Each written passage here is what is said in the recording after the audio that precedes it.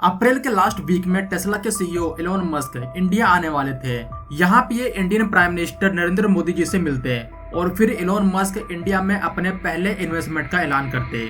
लेकिन फिर ये खबर आती है कि एलोन मस्क इंडिया नहीं आ रहे हैं। कुछ लोगों का मानना था एलोन मस्क इलेक्शन की वजह से अपने इंडिया विजिट को टालना चाहते हैं। वहीं एलोन मस्क की तरफ से ये कहा गया कि उनके कंपनी में कुछ काम है जिसकी वजह से वो इंडिया नहीं आ रहे। वेल यहाँ तक तो ठीक है, समझ में आता है। लेकिन फिर कुछ दिन पहले ही बिना किसी प्लानिंग के, बिना किसी अनाउंसमेंट के एलोन मस्क चाइना चले जाते हैं और चाइनीज गवर्नमेंट एलोन मस्क का इस तरह से वेलकम करती है जैसे कि वो किसी देश के प्राइम मिनिस्टर या फिर प्रेसिडेंट हो। इवन ऐसा वेलकम तो चाइना ने यूएस के फॉरेन सेक्रेटरी एंथनी ब्लिंकन का भी नहीं किया था, जो एलोन मस्क से ठीक कुछ दिन पहले चाइना में आए थे। एलोन मस्क का इंडिया ना आना और फिर उनका चाइना चले जाना, इससे साफ साफ पता चलता है कि एलोन मस्क इंडिया को बहुत ज्यादा हल्के में ले रहे हैं। इनको लगता है वो इंडियन मार्केट में जब चाहे एंट्री करके पूरे ईवी मार्केट को कैप्चर कर सकते हैं। लेकिन ये एलोन मस्क की एक बहुत बड़ी गलती साबित होगी। अब ऐसा मैं क्यों बोल रहा हूँ, ये चीज मैं आपको आगे वीडियो में बताने वाला हूँ।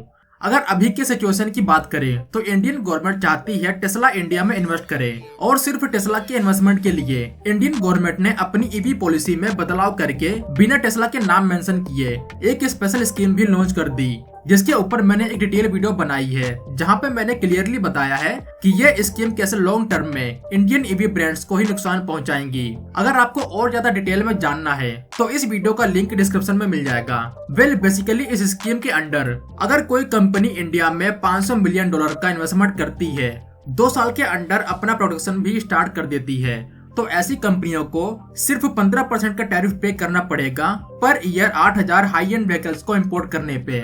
इस स्कीम से कुछ मंथ पहले टेस्ला ने इंडियन गवर्नमेंट के सामने अपनी डिमांड रखी थी कि इंडियन गवर्नमेंट को इंपोर्ट टैरिफ को एटलीस्ट 15% कर देना चाहिए, क्योंकि टेस्ला की ये पॉलिसी है कि वो पहले उस कंट्री में अपनी कार को डायरेक्ट सेल करेंगे। अगर उस मार्केट में ग्रोथ दिखती है टेस्ला को, तो टेस्ला उस कंट्री में अपनी मैन्युफैक्चरिंग प्लांट को सेटअप करने के बारे में सोचेगी। ये डिपेंड करता है उस कंट्री में ऑटोमोबाइल का मार्केट साइज क्या है। तो इस स्कीम के बाद इंडियन गवर्नमेंट को लगा शायद टेस्ला अब इंडिया में इन्वेस्टमेंट के लिए रेडी हो जाएगी, और जिस तरह से बस क्रिएट किया जा रहा था ये ऑलमोस्ट तय भी हो गया था कि एलोन मस्क इंडिया आएंगे।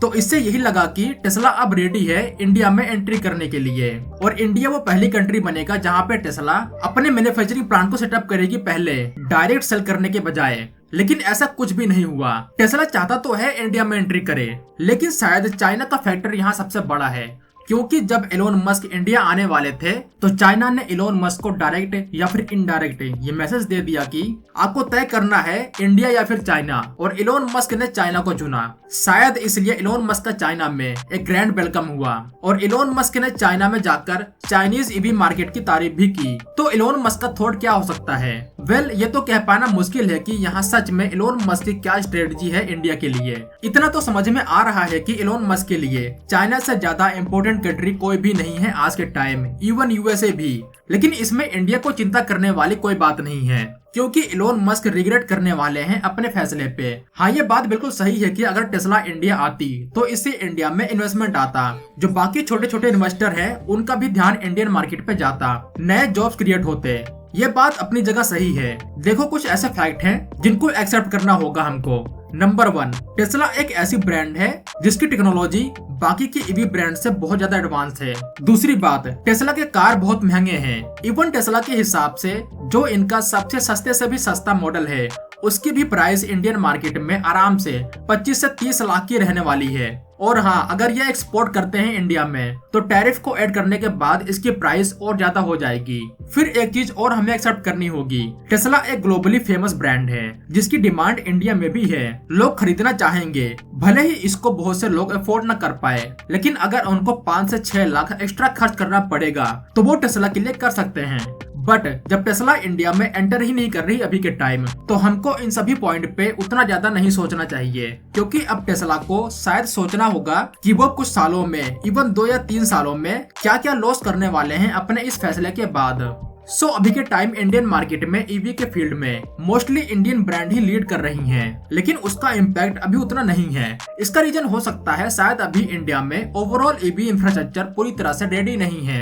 अगर इस टाइम टेस्ला जैसी ब्रांड इंडियन मार्केट में एंटर करती है तो आने वाले 3 से 5 सालों में इंडियन ईवी मार्केट का मेजोरिटी शेयर अपने नाम कर सकती थी। क्योंकि टेस्ला इंडिया नहीं आ रही तो अब इंडियन ईवी ऑटोमेकर्स के पास एक मौका है अपनी काबिलियत दिखाने का। जैसे टाटा जो अफोर्डेबल प्राइस में अपनी ईवी कार्स को लॉन्च कर रही है। टाटा का अभी के टाइम सबसे ज्यादा फोकस है अपनी ईवी कार्स को और बेहतर से बेहतर बनाना। इसके लिए ये रिसर्च एंड डेवलपमेंट में अपने एक्सपेंडिचर को बढ़ा रहे हैं। प्लस टाटा एक भरोसेमंद ब्रांड है जिसपे पूरा इंडिया ट्रस्ट करता है। टाटा आराम से इस मौके का फायदा उठाएगा। टाटा का अभी पूरा फोकस है अपने ईवी का एक इकोसिस्टम क्रिएट करना। रिसेंटली टाटा ने सेल इंडिया मार्केट के साथ कोलैबोरेट किया है ईवी चार्जिंग इंफ्रास्ट्रक्चर को डेवलप करने के लिए। टाटा फ्यूचर में कुछ इनोवेटिव डिजाइन को देश में लॉन्च करने वाला है और यहाँ टाटा एआई पे भी काम कर रहा है जिसका यूज वो अपने फ्यूचर कार्स में करने वाले हैं। तो शायद हो सकता है टाटा इंडिया की लीडिंग ईवी ब्रांड बन जाए आने वाले कुछ सालों में। इसके अलावा हमें ओला के बारे में भी बात करनी होगी। ओला एक इंडियन स्टार्टअप कंपनी है जिसकी शुरुआत कैब से हुई थी। आज ही इंडिया की one of the biggest EV brand बनते जा रही है। ओला ने अपनी ईवी स्कूटी को देश में लॉन्च किया। ये नया एक्सपीरियंस था ओला के लिए। जाहिर सी बात है कुछ गलतियां भी हुई और उनसे बहुत कुछ सीखने को मिला होगा। ओला ने देश का ही नहीं बल्कि दुनिया का सबसे बड़ा ईवी 2 व्हीलर मैन्युफैक्चरिंग प्लांट को बिल्ड किया। अब ओला ईवी स्कूटी के बाद ईवी कार पे इन्वेस्ट कर रही है। 2022 में ओला इलेक्ट्रिक ने अपनी फ्यूचर ईवी कार का एक टीजर लॉन्च किया जो कि एक बड़ी खबर थी इंडिया के ईवी मार्केट के लिए। इस कार को तुरंत टेस्ला से कंपेयर किया जाने लगा। इसके जो फीचर्स हैं वो सीधा टेस्ला के मॉडल एस और मॉडल 3 को टक्कर देने वाले हैं। जो इसकी रेंज बताई जा रही है वो 500 किलोमीटर तक होने वाली है। इसमें जो बैटरी का साइज होगा वो 60 से 80 किलोवाट आवर तक हो सकता है। 0 से 100 किलोमीटर पर आवर की स्पीड के लिए सिर्फ 4 सेकंड का टाइम लगने वाला है। ओला की यह car high and electric sedan होगी जो सीधा टेस्ला को चैलेंज करने वाली है क्योंकि इस सेगमेंट में टेस्ला लीड करती है आज के टाइम। और रही बात प्राइस की तो बताया जा रहा है इसकी प्राइस 15 से 20 लाख के आसपास हो सकती है। टेस्ला के मुकाबले काफी कम। अब बाकी के डिटेल्स तो कार लॉन्च होने के बाद ही पता चलेगा। फिर हम महिंद्रा को नहीं भूल सकते। महिंद्रा ने अपने ईवी फ्यूचर के लिए अपने ब्रांड को पूरी तरह से ट्रांसफॉर्म किया है। महिंद्रा ने अपने कंपनी में बहुत से चेंजेस किए हैं। उसका इम्पैक्ट हमें महिंद्रा के कार्स में भी देखने को मिलेगा। इसके अलावा और भी इंडियन स्टार्टअप्स हैं जो इस मार्केट में इनोवेशन के साथ आगे बढ़ना चाहती हैं। बस उनको थोड़ा सा सपोर्ट चाहिए गवर्नमेंट की तरफ से। तो अब यहाँ इंडियन गवर्नमेंट की रिस्पॉन्सिबिलिटी बनती है कि टेस्ला की बजाय इंडियन ब्रांड को सपोर्ट करे। टेस्ला इंडिया आती, अपनी फैक्ट्री सेटअप करती, कुछ हजार लोगों को जॉब्स मिलते हैं। यही काम इंडियन ब्रांड भी कर सकती हैं। जिस तरह चाइनीज गवर्नमेंट ने अपने लोकल ईवी ब्रांड्स को सपोर्ट किया है उसी तरह इंडियन गवर्नमेंट से भी यही उम्मीद है। आज के टाइम चाइना में ऐसे ब्रांड बन चुके हैं जो टेस्ला को सीधा टक्कर दे रहे हैं। न सिर्फ सेल के मामले में बल्कि टेक्नोलॉजी के मामले में भी। अगर हम अपनी लोकल इंडस्ट्री को सपोर्ट करते हैं तो आने वाले 3 से 4 सालों के बीच इंडियन ईवी ऑटो मार्केट में एक बड़ा शेयर इंडियन ब्रांड्स का होगा। और उस टाइम जब टेस्ला इंडिया में आना चाहेगी तो उसको सीधा इंडियन ब्रांड से टक्कर लेना होगा। और उस टाइम टेस्ला के लिए यह आसान नहीं होगा।